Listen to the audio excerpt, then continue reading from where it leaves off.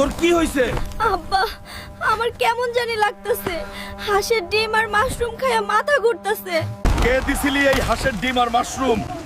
আমার মাইয়ার এই অবস্থা যে করছে তারে আমি মাটির তলে পুইতা ফেলমু। বাবা গো, জঙ্গল থেকে এক মাশরুম বুড়া আইসা দিয়া গেছিল।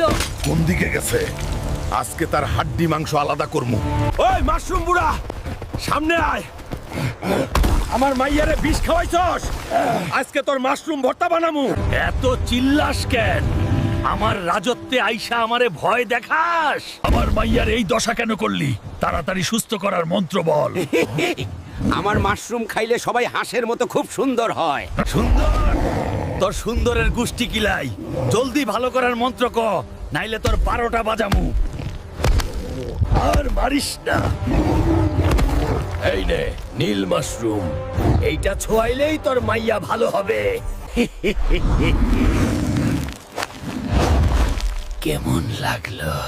শুকাইয়া তো কাঠ হইয়া গেলি। তোরে বাঁচানোর জন্য কেউ কমেন্টও করবে না, সাবস্ক্রাইব করে লাইকও দিবে না।